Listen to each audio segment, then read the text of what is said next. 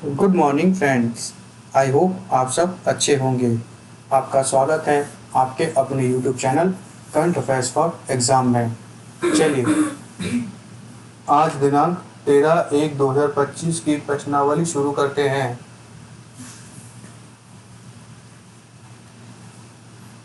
निम्नलिखित में से कौन सी राज्य सरकार 1975 में आपातकाल के दौरान जेल में बंद व्यक्तियों को 20,000 रुपए की मासिक पेंशन प्रदान करेगी?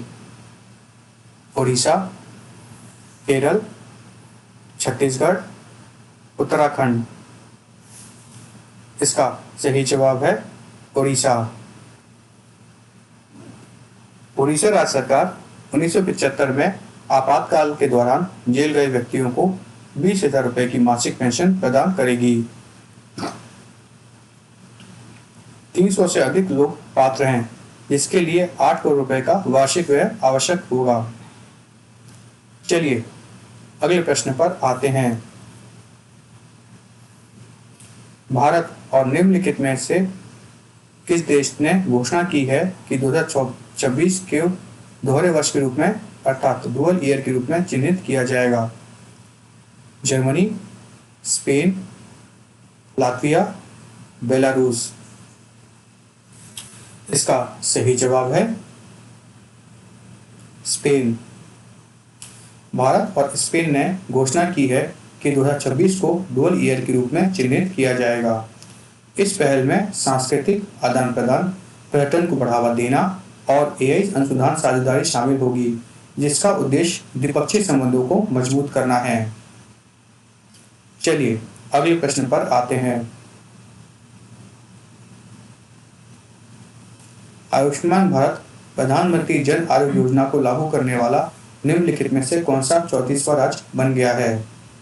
हिमाचल प्रदेश, मणिपुर, उड़ीसा, नागालैंड।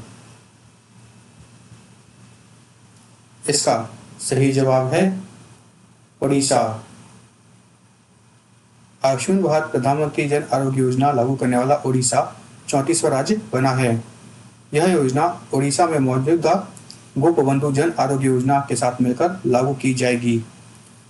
इसमें प्रति वर्ष प्रत्येक परिवार को 5 लाख रुपए का कवर प्रदान किया जाएगा तथा महिला सदस्यों के लिए अतिरिक्त 5 लाख रुपए का कवर दिया जाएगा। चलिए अगले प्रश्न पर आते हैं। भारत और निम्नलिखित देश किस देश ने अपराध कम करने के लिए सीमा सुरक्षा में समन्वय स्थापित करने की योजना बनाई है? म्यांमार, भूटान, नेपाल, बांग्लादेश। इसका सही जवाब है बांग्लादेश। भारत और बांग्लादेश ने सीमा सुरक्षा अपराध कम करने के लिए समन्वय बढ़ाने की योजना बनाई है। चलिए अगले प्रश्न पर आते हैं। प्रशांत कुमार सिंह को निम्नलिखित में से किस राज्य का मुख्य सचिव नियुक्त किया गया है? झारखंड, केरल, पंजाब, मणिपुर।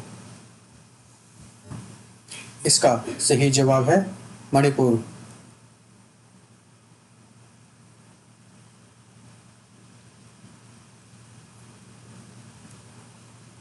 प्रशांत कुमार सिंह को मणिपुर का मुख्य सचिव हाल ही में नियुक्त किया गया है। चलिए अगले प्रश्न पर आते हैं।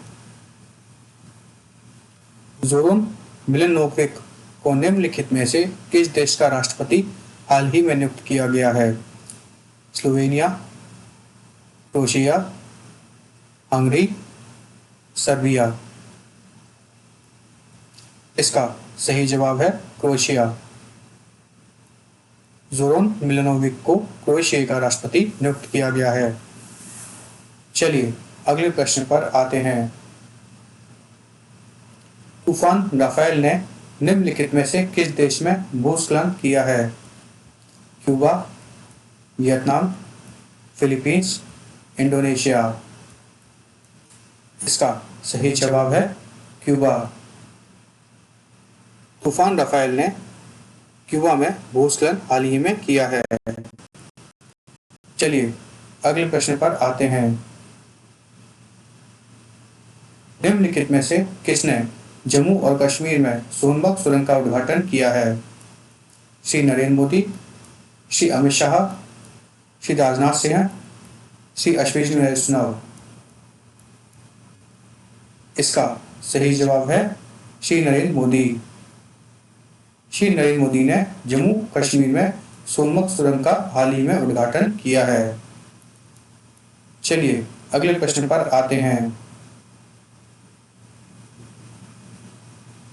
निम्नलिखित में से किस संस्था ने चरम स्थितियों के लिए हिम कवच शीत मौसम रस्त प्रणाली शुरू की है? ISRO, IIT Bombay, DRDO, IIT Delhi.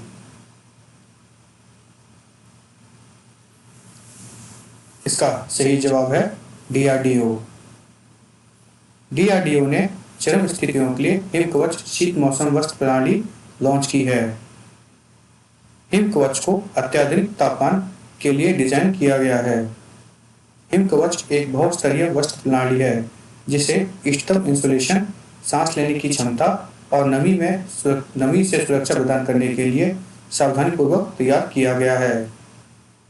चलिए अगले प्रश्न पर आते हैं। स्वामी विवेकानंद युवा शक्ति मिशन निम्नलिखित में से किसके द्वारा शुरू किया गया है? श्री नरेंद्र मोदी, श्री मोहन यादव, श्री अमित शाह, श्री राजनाथ सिंह। इसका सही जवाब है श्री मोहन यादव। स्वामी विवेकानंद युवा शक्ति मिशन का शुभारंभ श्री मोहन यादव द्वारा किया गया। स्वामी विवेकानंद की जयंती के उपलक्ष्य में 1985 से हर वर्ष 12 जनवरी को राष्ट्रीय युवा दिवस के रूप में मनाया जाता है। मध्य प्रदेश के मुख्यमंत्री मोहन यादव ने भोपाल के शौर्य स्मारक में स्वामी विवेकानंद को दर्शाती दुनिया की सबसे बड़ी 3D रंगोली का भी उद्घाटन किया। चलिए अगले प्रश्न पर आते हैं। कुंडनकुलम परमाणु ऊर्जा संयंत्र कहाँ स्थित है? केरल, आंध्र प्रदेश, तमिलनाडु, गोवा। इसका सही जवाब है तमिलनाडु।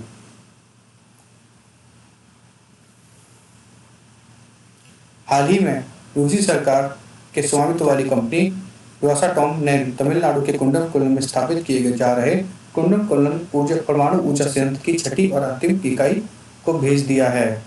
1988 में भारत सरकार और सोवियत संघ के बीच तमिलनाडु के कुंडनकुलम में 6000 मेगावाट का परमाणु ऊर्जा संयंत्र बनाने की एक समझौते पर हस्ताक्षर किए गए थे। इस विद्युत संयंत्र में 1000 मेगावाट क्षमता की 6 इकाइयां हैं। चलिए अगले प्रश्न पर आते हैं।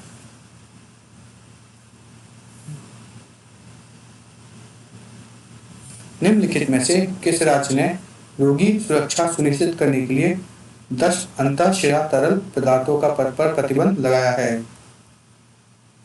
तमिलनाडु, पश्चिम बंगाल, केरल, गोवा। इसका सही जवाब है पश्चिम बंगाल।